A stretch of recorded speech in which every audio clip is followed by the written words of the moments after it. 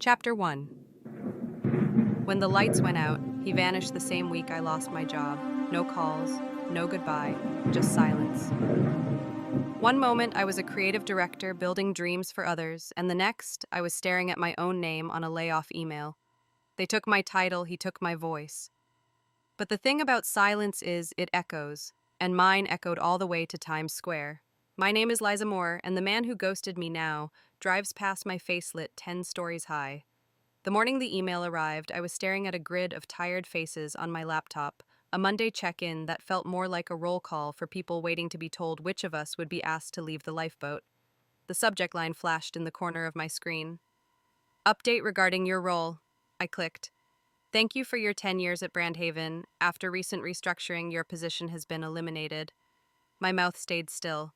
I heard my own voice in the meeting say, copy, that I will sign off now so the team can continue. I left the call and stared at the city through my window. Brooklyn sat under a gray lid of cloud. Somewhere on the other side of the river, the lights of Midtown were starting to break through the haze, even though it was still morning. I called Evan. He picked up on the fourth ring, breathless like he was walking fast. What is it? I told him. There was a long exhale. We will talk later, he said. I have to get to a shoot. I started to tell him it was not the kind of thing I could put on a shelf, but the line clicked off. I set the phone face down on the table. In the reflection of the black screen, my eyes looked like someone else's. I packed my company laptop into the cardboard box they had messengered to me last month when they closed our floor and said we were remote for the indefinite future. I printed the shipping label. I unplugged the ring light I had bought with my own money when they said cameras on would help keep culture alive. I put it into a tote bag for goodwill. By noon, my access to email was gone. The security pass that had once turned green at the revolving doors now returned a message that said, User invalid. Human Resources sent a short note that severance would cover 8 weeks of salary and 2 months of health benefits. There was an attachment with digital forms. The tone was clean and professional. It reminded me of the decks I had spent a decade making. Bright colors, calm fonts, no room for a human voice inside them. I texted Evan, can we meet tonight? I watched the bubbles vanish, appear again. He wrote later, I need to clear my head. I told myself it was not personal, only timing.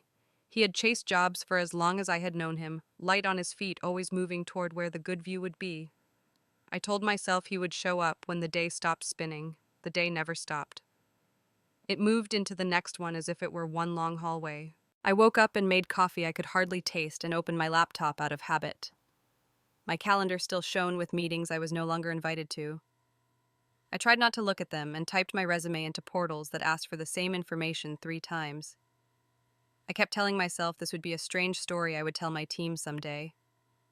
I pictured a future conference room with a view of the river and heard myself say, that year we all got knocked down and how we built back better. Evan did not call. Late in the afternoon, my phone buzzed. You will figure it out. I need some space. I reread it 3 times. There was no signature. There was nothing to hold on to in its plainness. I typed back that I understood. The message hung there waiting for a small sign of receipt that never came. When I tried to call, the line rang and then dropped. When I looked again at his name, the option to send a message had changed. I tried his email. It bounced. I sent a simple, "Are you safe?" to his Instagram because that was the only place he sometimes answered quickly. The app told me nothing, except that my message had been delivered to a void. Within a week, I was no longer living in the apartment we had once called ours. The lease was in his name. It had made sense when he took that commission last year and wanted to be close to the bridge. He told me I could stay a little longer until I figured out. I did not want to become a guest in rooms where I had chosen art and rugs and glass tumblers. I found a sublet in Soho with floors that were not quite level and a window that looked into a brick wall and a sliver of sky. The girl who handed me the keys told me the mice came in winter and left in spring. I said I would be gone by spring. I sold the old camera body I had kept since art school. I told myself it was a symbolic gesture. I canceled my gym membership after remembering I had not swiped in for months. I opened a spreadsheet and listed expenses like a game that had a rule I could follow. Rent and food and phone and train. I would be fine, I said into the kettle steam. I would make a plan. I would keep moving. I called my mother that evening from the folding chair in the kitchen. She lives in New Jersey, in the same house where she kept a line of dish soap and hand soap on the sink and told me that clean things make life easier. She asked how I was. I said I was freelancing fine. She said good and then asked what I was eating. I told her I had a pot of soup on the stove. She told me to add lemon at the end. We stayed on the phone for a few minutes while I stirred nothing. When we hung up, I leaned my head against the cabinet door and exhaled into that narrow space between wood and wall. The next morning, I returned the laptop. The mail place smelled like cardboard and dust. I watched the clerk scan the label and lift the box to a shelf behind him. It felt like handing back a decade in a container. I kept the badge in my bag, a thin plastic square, as if one day it might open a door again through loyalty alone. I applied to 6 jobs before lunch and 10 after. I sent notes to people I admired and people I did not know well enough to ask for help. A few wrote back with kindness that felt like a warm light through the slats. Many did not. My name had sat on award slides and press releases, and yet here I was typing cover letters that began with the same 2 lines everyone else used. I watched the sun slide down the wall toward the floor. I told myself to go outside. I stayed in the chair. At night, the city hummed in that way it does when you are not on your way to anywhere. I opened my phone and scrolled too fast. An image stopped me. Evan standing on a rooftop near the river, a line of soft bulbs strung behind him, his chin tipped up. The caption mentioned the joy of being back with friends of late nights of the view. I looked at the timestamp. It was last night. He looked happy. He did not look like a person who needed space. He looked like someone who had found exactly the room he wanted. I put the phone face down again and wished for the stupid mercy of an honest explanation. I thought about the first time we met at a gallery opening that smelled like plaster and wine. He had walked me to the subway and told me he loved how typography could make a person feel different about the same words.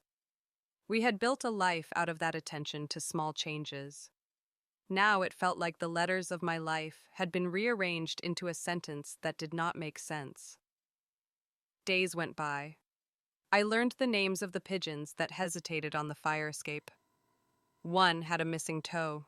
I named him Captain. I cleaned the sink 3 times a day in a ritual that made me believe I could wipe things into order. I slept in shirts that smelled faintly of the detergent from the old apartment. I kept my running shoes near the door and never put them on. Human Resources sent a reminder to sign the last form. Do you confirm you have returned all company property? I checked the box. The system asked for a comment. I wrote thank you for the opportunity. I clicked submit. On Friday, a former colleague called to say the agency was restructuring again and that the new chief creative liked to move fast and that it was not about me. I thanked her for the call. After we hung up, I put my phone in a drawer and closed it gently, as if loud movements might shatter the room. I told myself I would take a walk. I pulled on a coat and stepped into the cold. I walked without a plan. Broadway opened into Canal. The light turned the corners silver. I crossed into a swell of people moving north. The city on a Friday evening is a river with more than one current. I let it carry me. Times Square does not care if you do not belong. It reflects everything without choosing. Tourists lifted their arms and photographed their own faces against 1,000 different advertisements. Teenagers laughed too loud and then louder.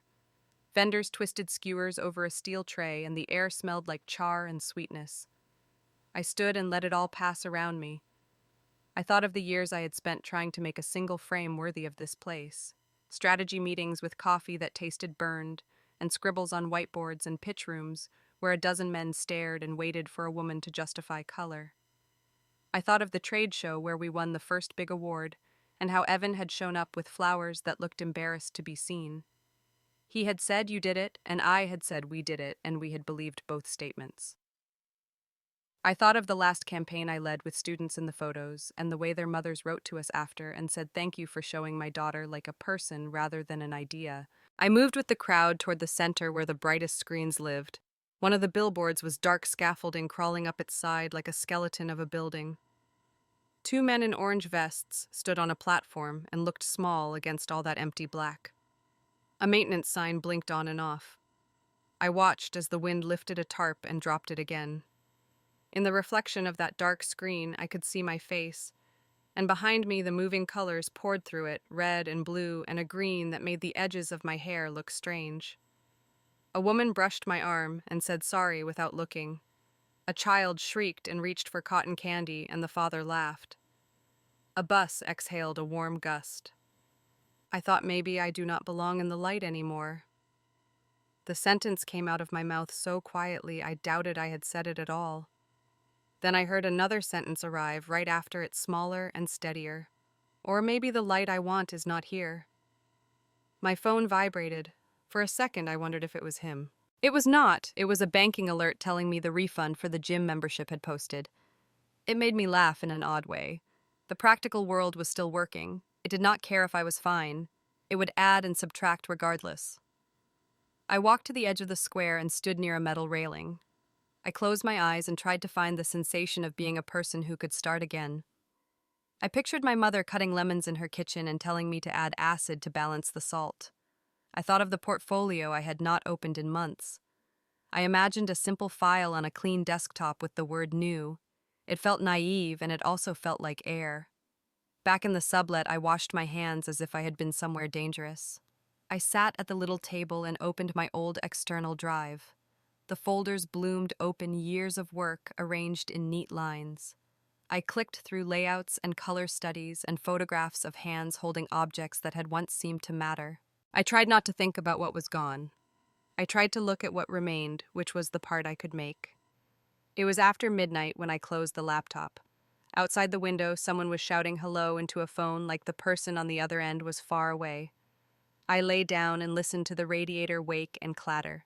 I told myself out loud that I would apply to 5 more jobs in the morning, and then I would decide on one project for myself, even if it was small, even if it was nothing anyone else would ever see. The room felt less like a temporary shelter and more like a place where a person might sketch. Before sleep found me, I saw the dark billboard again, an empty stage, a pause, not an ending. The men in orange vests were gone in my mind, and the platform hung still against the black. I pictured a light returning there, not with noise, but with a steady hum. I did not know what image would go up. I only knew the surface was not broken. It was waiting. If this story touched you, please subscribe and let someone out there feel less alone. Thank you. Chapter 2. The First Spark.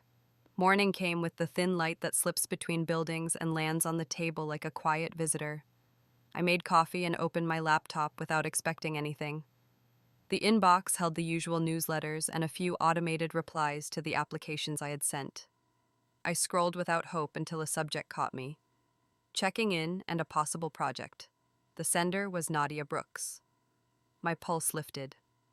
I knew Nadia from my Brandhaven years. She had been a junior designer who worked hard and asked brave questions in rooms where it was easier to nod. Her message was short and careful. She said she was now the creative director at Lumina Studio in Lower Manhattan, and that a potential client had invited them to pitch a large LED campaign. She said she kept thinking about the way I used light in compositions and the way I wrote case studies as if they were short stories. She asked if I was open to a conversation. My fingers hovered over the keys for a long second. I told her yes and sent my number. 3 minutes later, my phone buzzed. Nadia's voice carried that steady energy I remembered. She said the client was Aurora Lights and that the brief was about resilience and renewal after crisis. She said they needed someone who could design a feeling rather than a poster. She asked if I could come by the studio that afternoon to hear the brief. I wanted to say I had other meetings. I wanted to look busy. Instead, I told the truth. I am available, and I would love to come by. Lumina sat on the 4th floor of a narrow building on a quiet block off Lafayette. The elevator let me out into a single open room with long tables and shelves where objects sat like polite guests. Someone had pinned Polaroid photos in a grid on a cork wall. Screens glowed with work in progress. Plants leaned toward a window that faced west. Nadia met me in the doorway and pulled me into a quick hug. She stepped back and studied me the way creative people scan one another for the state of the heart. "You look like yourself," she said, then laughed as if she had said something obvious. She gestured to the big table. "The team is meeting in 5. I want to walk you through the brief and the guardrails." We sat at the table with coffees that tasted like they came from a place where the barista knew your name. She slid a folder to me. The front page held the Aurora logo and the name of the campaign in simple type. Rise After Silence. She explained that Aurora wanted a hero concept for Times Square, and a set of smaller assets for transit and social that would lead people into the same emotional space. She said they had asked for 2 rounds and that they encouraged strong point of view. She spoke about legal early, which told me she had learned from places that do not. She said there would be an NDA for all external communication and a work for hire agreement that assigned rights to Aurora. She said their standard freelance retainer was 8 weeks at $8,000 and that it covered concepting art direction and delivery of creative files through initial approval.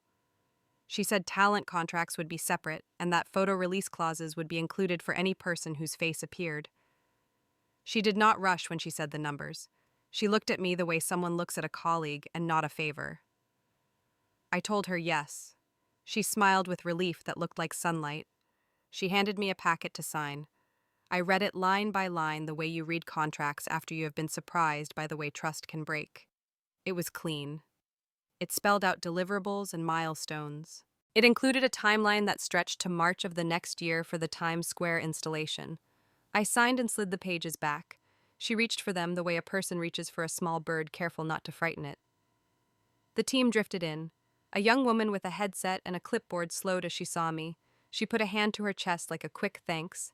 You are Liza, RISD alum, ex-Brandhaven. I studied your Urban Bloom campaign in school. Her voice had the earnest tremor of someone who still believes the world is made of open doors. I smiled and told her I was also a person who liked to forget to water plants and who could ruin a good shirt with a coffee stain in the first 10 minutes. She laughed and told me her name was Grace and that she was the production assistant and that she had a colorimeter in her backpack just in case and that she had been waiting for a chance to use it on something real. Nadia introduced 2 designers and a producer. We opened laptops and Nadia put the brief on a screen. Aurora's deck showed technology that looked like science and theater had had a beautiful child. Panels that could modulate and remember. Surfaces that could swallow color and release it in a way that made you lean in. The brief asked for resilience and renewal for the feeling that comes after the quiet that follows a storm. I took notes while listening to the way the room breathed. I felt the old muscle in my mind lift and flex. I told the team I wanted to build around a human figure not as a model, but as a person who had walked through something and kept walking.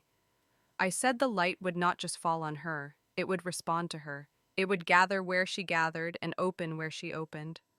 I talked about the difference between shine and glow. Shine bounces off, glow begins inside. They nodded in unison in a way that made me think we could move quickly. Grace asked if we would shoot new images or license. I said shoot because the body knows when an image is true. The producer raised timeline concerns and costs. Nadia asked me to start with a mood board and a concept storyboard that could sell the feeling in a short reading. She said the client was looking at other agencies and that the pitch would be competitive. She named them Silverline and Pulse, old rivals. I felt the small sting of memory and then the quiet satisfaction of wanting to face them and not hide. For 2 days, I lived at a table in the corner near the window. I built a board of movements and stillness, women lifting their faces into rain, hands on railings, patterns of light on walls that felt like breathing. I printed swatches and taped them in rows that moved from cool into warm, into a clear white that felt like a promise. I wrote body copy that tucked itself under the main line without calling attention to itself. Grace hovered and held things and took notes and occasionally said that image makes my chest feel like it has space. That was my favorite metric. Nadia came by late on the second day and read every line out loud. She caught a word that tried too hard and circled it. She asked me to add a small chart that would influence the rational part of a client brain. She smiled and said design feelings, yes, but remember to give the buying mind something to hold. We pitched a week later in a conference room at Aurora. The room had windows that ran the length of a wall and a table that looked like it could convert into a runway. Mr. Holden, the chief executive, watched with the expression of a person who wants to be surprised and not flattered. His team took careful notes. We showed the board. We spoke about the science of recall and the memory of light. We described the hero image and the ambient motion and the sustained cadence that would make Times Square feel like a breath taken together. We said the name of the campaign one more time, Rise After Silence. When we stopped, the room stayed quiet for a second that lasted longer than a nod. Mr. Holden set his pen down. He asked what caution we would build into the legal and safety plan. Nadia took that and spoke about permits and crowd control and coordination with the Times Square Alliance and with the city. I added that our contracts would include talent releases and indemnity language, and that we would avoid any message that could be read as a personal call-out. He seemed to like that. The meeting ended with polite handshakes, and Jenny from Brand asked for editable files to share with leadership. On the sidewalk, we allowed ourselves to smile. 2 days later, we learned that Silverline had led with Tech Spectacle and Pulse had led with Celebrity. Lumina had led with Story. Aurora called on a Friday morning. Nadia put the phone on speaker. Mr. Holden said the board had selected Lumina and that the pitch felt like the only one that knew how to talk to a person rather than a crowd. He said they would send a letter of intent that afternoon. The room erupted into a quiet kind of joy that sounded like hands slapping a table and paper sliding against paper. We went out for noodles around the corner. Grace held her bowl like a trophy. Nadia looked at me across the table and said thank you. I told her the team had made it easy to aim. She said, "Do not be modest." I said it was not modesty, it was gratitude. Back at the studio, we opened a bottle of something cheap and cold and poured it into mugs. We talked about schedules and cadences and when the first shoot could happen. Then the account lead came in from a call and said there was one final request from Aurora. He looked at his notes carefully as if the paper might bite. He said the client wanted to use a specific photographer for brand consistency. He read the name, Evan Carter. The room went still in that way rooms do when air is shared and nobody wants to change it. I looked at the table. I pressed my fingertips into the wood and felt the small grooves where other hands had pressed before. Nadia's voice was very even. We can ask for alternatives. We can present a short list. We can do what protects you. I said it is fine. We are professionals. The words tasted like aspirin. I took a breath and then another. I asked for the timeline and the contact and said we should secure the dates before they evaporated. Grace was the only one who met my eyes. She knew something without knowing. She gave me the smallest nod as if to say keep going. We set the next steps. We listed the tasks. We decided to draft an introduction email that framed the creative direction and the constraints. We agreed to schedule a joint kickoff the following week with a walkthrough of the mood board and the first blocking plan for the hero shot. By the time the team broke, the sun had dropped behind the neighboring buildings and the windows had turned into mirrors. I stayed after with Nadia. She leaned on the table and chose her words like a person threading a needle. "Do you want out?" I told her no. I told her I wanted the work and that the work was bigger than old stories. She said all right and then said, "If it changes at any point, you tell me." I nodded. She put a hand on my shoulder for a second, and then left me with the hum of the studio settling into evening. I walked back to the sublet through streets that smelled like garlic and wet pavement. The city had put on its soft lights. At home, I boiled water for tea and opened the hard drive again. I dug into old folders the way you open a dusty box in a closet. I found the credits from campaigns where Evan had been the photographer. I watched them with a clinical eye. His light was beautiful in the way it always had been. It wrapped things rather than striking them. It made edges look merciful. I felt the ache begin and then I told it to sit down. I went through and removed his name from my template portfolio because I did not need ghosts trailing through new rooms. I rebuilt my credits list so it spoke plainly about my part and the team's part and left out the rest. I opened a new file and named it Palette Cold Clean Strong. I pulled the cool tones from the mood board and lined them up, and then I added a white that was not empty. I saved and closed and opened again to make sure it stayed. The email from Aurora arrived just before midnight with files and a timeline and a cordial note that said they were glad to have me on board.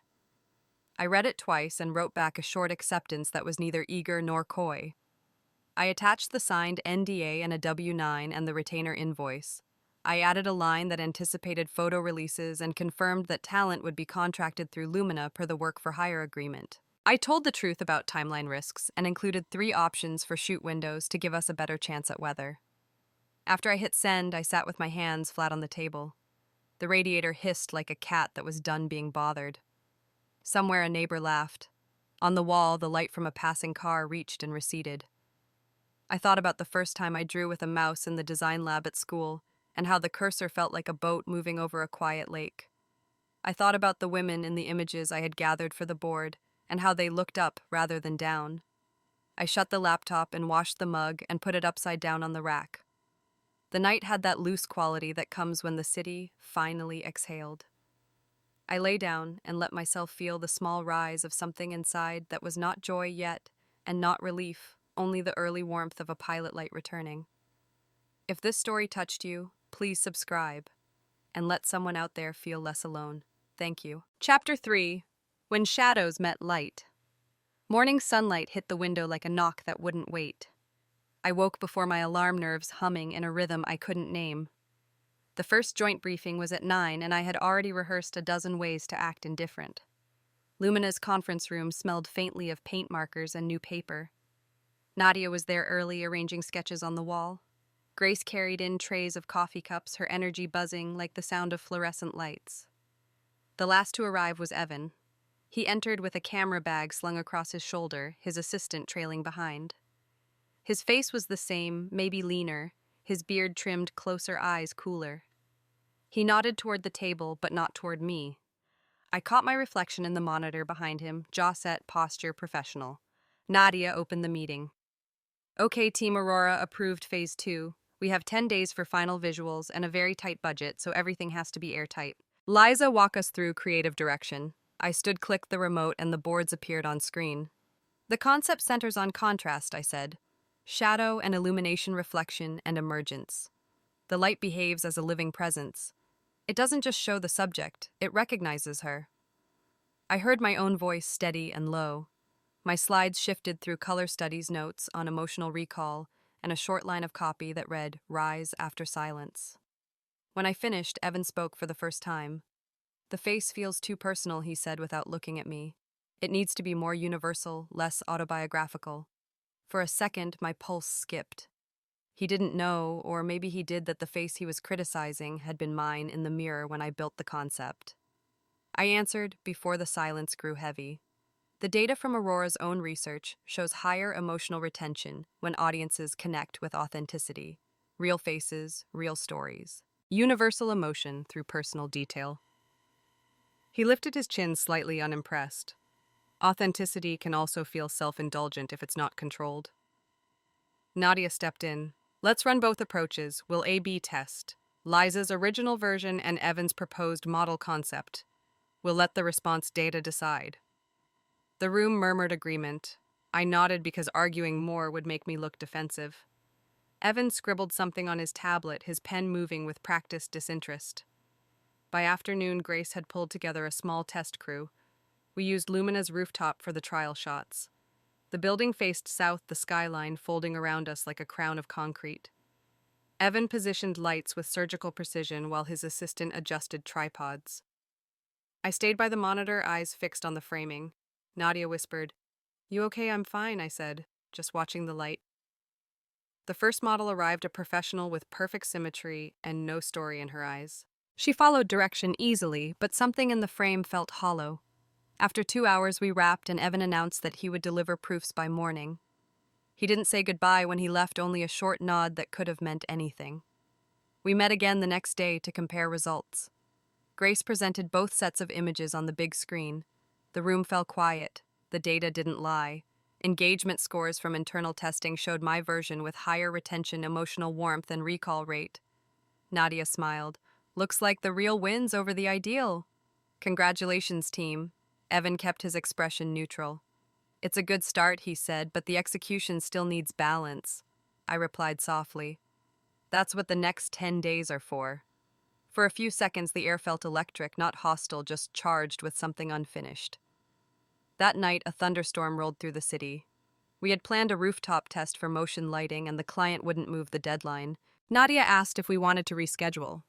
I said no. The forecast showed a small window before the rain. We set up at dusk. Evan arrived last, wearing a rain jacket and a cap. The skyline shimmered under low clouds. When the wind picked up, Grace and I ran to secure the light panels. Rain began as a mist and then turned to a sheet. Everyone scrambled to cover gear with tarps. My hair plastered to my face as I bent to hold down a stand that wanted to fly away. Evan's voice cut through the noise. "Move back, you'll get shocked," I shouted over the rain. "The cables are fine. Just get the cover on that rig, he swore under his breath, reached past me, and together we fastened the straps. Water streamed down our arms. For a moment it felt like an old memory we hadn't agreed to revisit. When the wind eased, he looked at me, rain dripping from his lashes. You look different, he said quietly. That's what survival does. Neither of us said more. The storm thinned to drizzle. The skyline behind him blurred like a painting someone had touched too soon.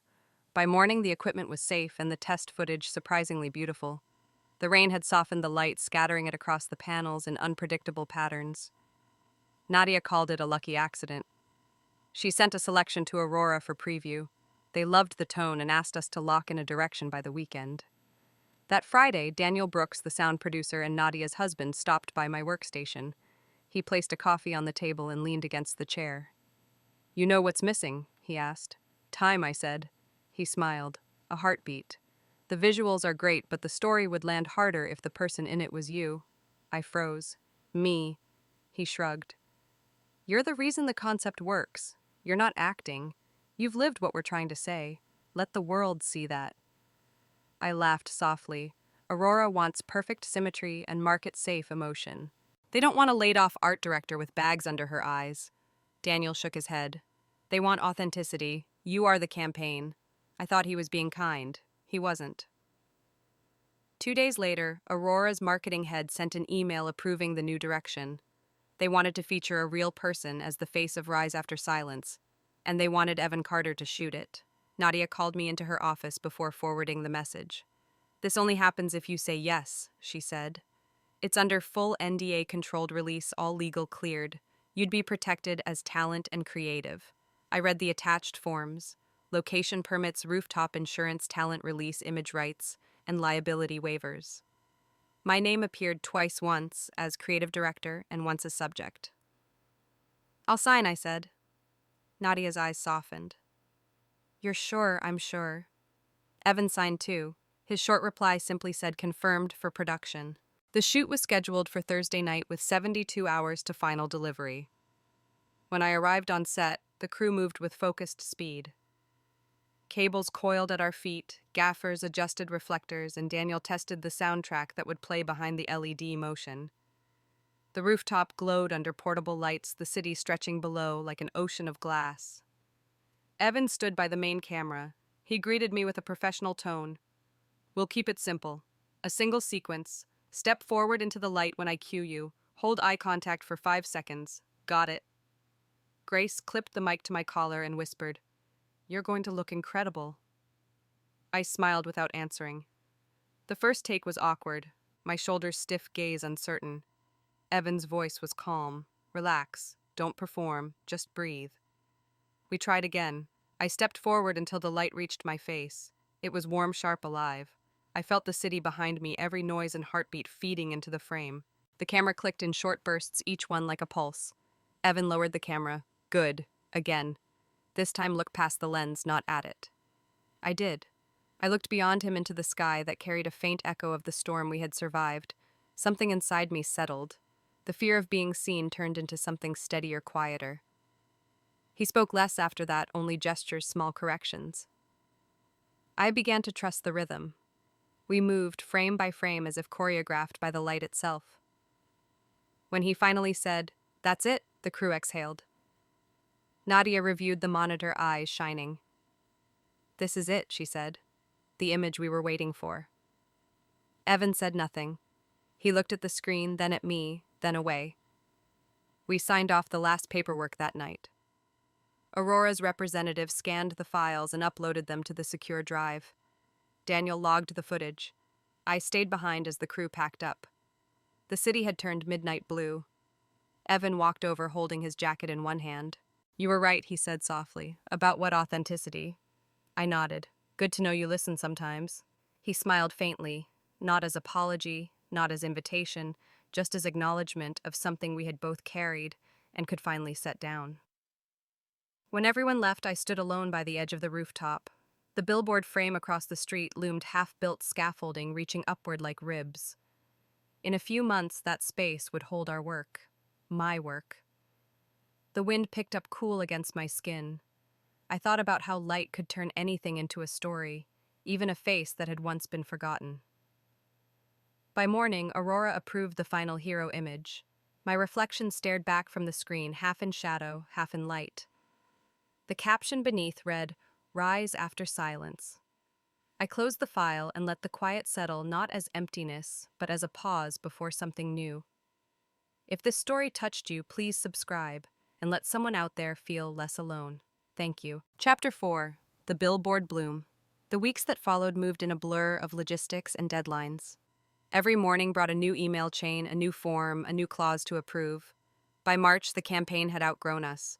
Aurora's legal team sat in our conference room, redlining copy on screens that looked like legal verdicts instead of art. The launch date was fixed for the first Friday of spring, a midnight unveiling that would paint Times Square in Aurora's light. One of the corporate advisors from Aurora, a woman in a navy suit, with a voice that cut like a ruler through paper, scrolled to the tagline on the final draft. She paused, finger-tapping against the words. She didn't disappear. She just switched on, she read aloud, tilting her head. It's striking, but it could be misinterpreted. It sounds personal, almost accusatory. I felt every eye in the room turn toward me. I folded my hands and kept my tone even. It's not personal, I said. It's universal. It's about women reclaiming visibility. It doesn't target anyone, it speaks for everyone. She frowned. But in this climate, we need to be cautious about messaging that could suggest a specific incident. Mr. Holden leaned forward, elbows on the table. The copy's strong. It reads cleanly, no proper nouns, no references. It's about transformation. I say we keep it. The advisor hesitated, but his decision carried weight. She nodded, marking the line approved on her tablet. I let my breath out slowly. Nadia shot me a small glance that meant both relief and respect. The rest of the day spun into meetings with the Times Square Alliance about traffic coordination, NYPD officers, about crowd control, and the fire department about emergency clearance zones. Lumina handled the creative while Aurora's production unit handled permits, but I insisted on overseeing LED calibration myself. On the night of the final test, I stood with Grace on a scaffolding platform above the street, a hard hat pressing against my scalp, the cold biting through my gloves. We checked pixel gradients while engineers below ran brightness trials. Grace called out numbers over the hum of machines. 3,000 nits at full, she yelled. Drop to 20%. The billboard flickered through color ranges, the face that had once lived on my computer screen, now 30 feet high, fragmented in patterns of light. Seeing it like that, unfinished but alive, filled me with something that wasn't pride, exactly more like quiet awe. Back on the ground, Nadia handed me a thermos of coffee. You realize you're about to be on every tourist's camera roll for the next 6 months, she said. I laughed softly. Let's hope the lighting flatters. She smiled. You earned this. Don't forget to enjoy it. The day of the launch felt like an exam I had studied my whole life for. By late afternoon, Times Square was already fenced off with metal barricades. Technicians in orange vests climbed steel ladders, checking wiring and safety locks. Reporters set up tripods near the press area. Aurora's PR director paced near the stage, rehearsing lines. The countdown clock glowed faintly in the corner of the main screen, hours shrinking toward 0. At 7 p.m., a final meeting convened inside a temporary office trailer behind the site. Aurora's leadership sat around a folding table, laptops, open voices clipped and focused. Mr. Holden wore his usual calm expression, the kind that could make a room stop worrying. Lumina, all your content's cleared. NYPD signed off on the safety plan. We go live at midnight. He looked at me. Final check on the LED calibration. All readings balanced, I said. No color drift, no frame delay. The advisor who had doubted the tagline glanced up from her tablet. Let's make sure the transition sequence runs clean. We don't want a glitch during the switch on. Mr. Holden smiled. It won't. I've seen how this team works. After the meeting, I walked outside for air. The city was louder than usual, crowds clustering at barricades, lights blinking from every corner. I could smell street food and cold metal and rain from earlier in the day. Evan stood a few yards away talking to one of the Aurora camera operators. His presence didn't startle me anymore. When he saw me, he gave a short nod. You ready for tonight? He asked. As ready as anyone can be when they're about to light up Manhattan, I said. He smiled, almost shy. You should be proud. I didn't answer. There were things between us that didn't need language anymore. By 10, the event space throbbed with anticipation. The main screen cycled through abstract light patterns while music played low through hidden speakers. Grace moved through the crowd with a clipboard calling cues. Nadia coordinated with the Alliance security team over her radio. Mr. Holden shook hands with city officials and sponsors. I stayed near the control booth headset and placed eyes on the monitor feed. At 11:45, a drizzle began fine and silvery. It felt like déjà vu from the rooftop storm months earlier. The rain stopped almost instantly, leaving the pavement glistening. Someone handed me a waterproof jacket. I slipped it on, though my skin was already electric with adrenaline. The final countdown began. 10 minutes, 5, 2. The crowd's noise shifted from chatter to collective breath. The clock on the auxiliary screen blinked 11:59. I watched the operator's hand hover over the switch. Then, in a rush of sound and light, the billboard came alive. My face filled the square, luminous calm, the light flowing from shadow to brilliance. The tagline unfurled in bold, white letters against deep blue. She didn't disappear, she just switched on. The colors pulsed once, twice, settling into a rhythm that made the entire block glow like morning. For a second, the world seemed to hold still. Then applause broke like a wave. Phones lifted, voices rose. Grace screamed something unintelligible and hugged whoever was closest. Nadia turned toward me with eyes bright as glass. "You did it," she said. Social media notifications began exploding on screens around us. Rise after silence flashed on digital tickers climbing trend charts within minutes. News drones hovered overhead capturing aerial shots. People who didn't know the story still felt it the way strangers feel truth in the air.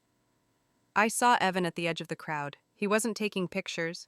He was just looking up, mouth slightly open, rain glistening on his face. For the first time, I realized that the image on that billboard was the mirror he had avoided since the night he left. When the ceremony ended and the crowd began to thin, he approached me quietly, hands in his jacket pockets. "I guess congratulations are too small," he said. I looked up at the screen still blazing over us. "It was never about size," I said. He hesitated. "I need to say something. That night I disappeared. It wasn't because I stopped caring. It was because I couldn't handle being next to someone who didn't need me. I felt small, useless. I kept my eyes on the billboard. You left when the lights went out," I said softly. "I became my own electricity." He exhaled, nodding. "You did." For a long moment, neither of us spoke. The silence wasn't cruel anymore. It was full, almost kind. Mr. Holden appeared behind me, breaking the moment. "Liza Lumina just got the board's approval for a 2-year partnership," he said. "You're leading the next national campaign. Congratulations." I blinked, the words taking a second to land. "Thank you," I managed. "That's incredible." He smiled. "You earned it." He moved off to talk with reporters. Grace ran up, eyes wide with tears. She threw her arms around me. "You just showed every woman what a real comeback looks like," she said against my shoulder. I hugged her back, laughing through the lump in my throat. "It was a team win," I said, though we both knew this night had personal gravity. The rain started again, gentle and forgiving. The lights caught the droplets, scattering them into 100 tiny prisms. I stepped closer to the barricade and tilted my head back. My own face looked down from above, not as an ad, not as revenge, but as proof that silence can burn as bright as sound. The crowd thinned to stragglers, their umbrellas opening like slow flowers. Technicians powered down auxiliary screens. Nadia handed me a clipboard to sign off final logs. "Times Square Alliance wants a copy of the safety report by morning," she said. "I'll handle it before dawn," I told her. She grinned. "Of course you will." As the last equipment truck pulled away, I lingered. The billboard's glow softened to a night cycle, a dimmer loop meant to conserve energy. My image faded gradually into a silhouette, half shadow, half light. The effect was deliberate, but to me it felt poetic. Evan passed by once more on his way out. "Good night, Liza," he said quietly. "Good night," I replied. He walked into the crowd until the city swallowed him.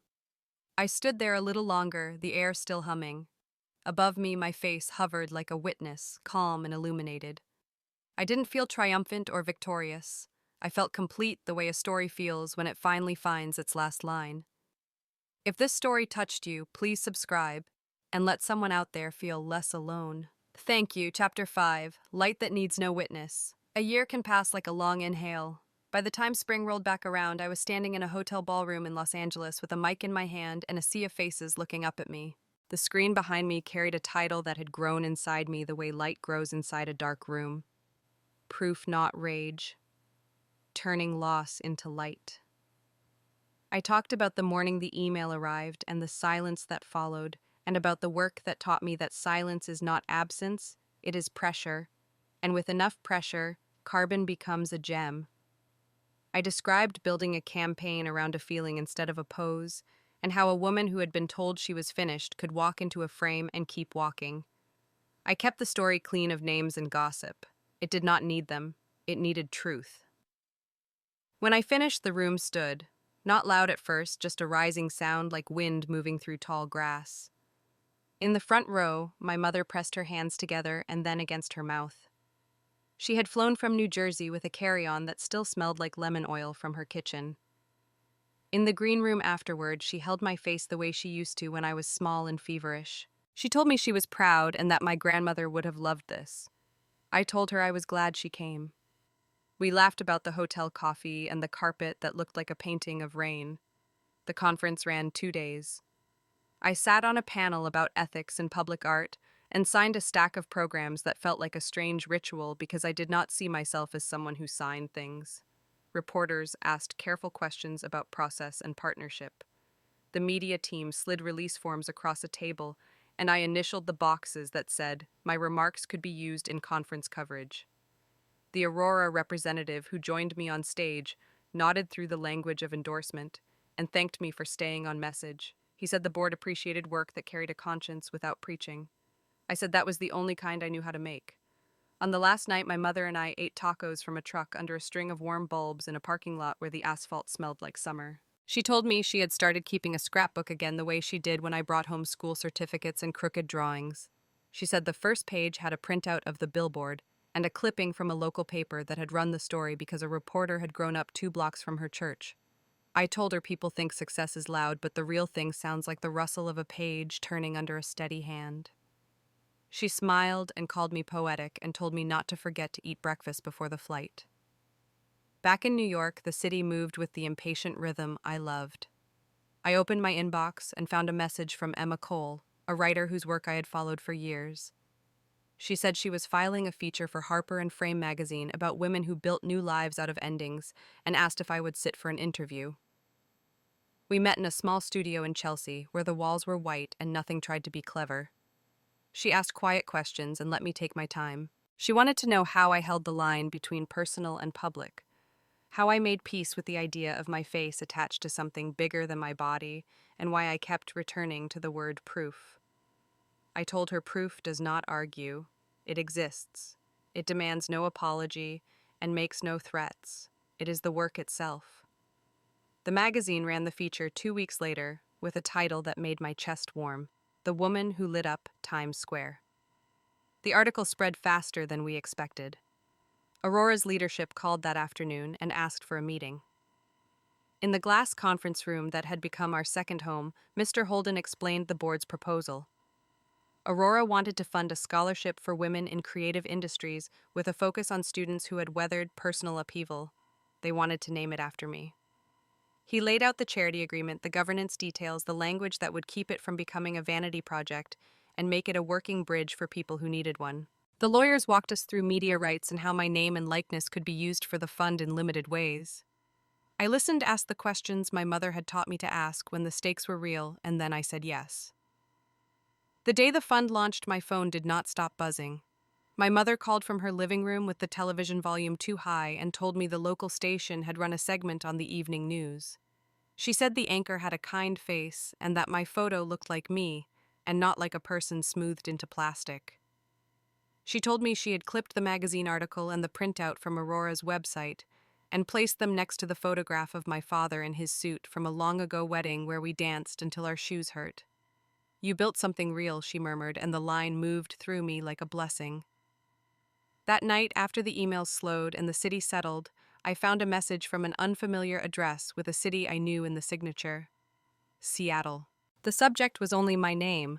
The body was short: "You became everything I was too afraid to believe in." He did not sign it, but he did not need to. I sat very still for a long time. Then I clicked print on a photograph that lived on my desktop. It was the Times Square image, the one where the light catches my face like the first moment of dawn. I turned it over, and in small, neat letters, I wrote, "Thank you for disappearing." I put it in an envelope without a return address and mailed it to the only place I knew he would still collect mail, a studio that forwarded packages to wherever he had gone. It felt like closing a door without slamming it. Work did not slow. The national campaign on empowerment moved from concept to production, and I learned new ways to make light behave like empathy. We gave workshops through community colleges and small arts programs and found voices that had been told they were too much or too little and showed them how to translate feeling into form. The scholarship reviewed its first round of applications. I spent 2 nights reading essays that sounded like lightning caught on paper, and I cried at my kitchen table more than once. We picked 5 students that spring. Their emails back were small lanterns. On a Saturday in May, my mother invited me to New Jersey for dinner. The house was as it had always been, the smell of tomato sauce drifting from the kitchen, the porch plants lined up like soldiers. She had the scrapbook open on the coffee table, a new page in progress. She had taped down the TV segment transcript and folded a corner of the magazine page so the title peeked out. She asked me where to place a photo of me at the conference, hand lifted mid-sentence. We argued softly about margins and glue and balance. She said she liked the photo where I was laughing. I said I looked like I had sneezed. She told me to hush and hold the tape. After dinner, we sat in the quiet living room without the TV, and she told me a story I had never heard. When I was 9, I had made a poster for a school assembly that said, "Let your small light show." I had spelled it wrong and refused to fix it because I said the meaning was clear. She had kept that poster for years until a leak in the attic turned it into pulp. She said the billboard felt like that poster done right. I pressed my forehead against her shoulder, and we stayed there for a long time without speaking. Summer came with the wet heat that makes the sidewalks shine. Work carried me to cities that opened like books and closed before I could finish the last chapter. In September, I returned to Times Square with a producer to look at a new installation site. The billboard that had once held my face now wore a different campaign, bright and clever and forgettable. I stood across the street by a glass storefront and waited for the light to change. In the reflection, I saw myself as a shape among shapes, steady and unremarkable, and I felt something like relief. The point had never been to hold the space forever. The point had been to prove I belonged in a world that pretended I did not. A group of tourists paused near me and lifted their phones. One of them asked me politely to move a step to the left so the frame would be clean. I smiled and did.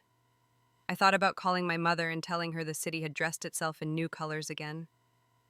I thought about texting Nadia a picture of the latest build and saying we could go brighter. I thought about the students who would open a letter this fall and find that someone had paid attention to their work. I walked to the center of the square where the ground rises a little and sat on a step to watch the screen cycle.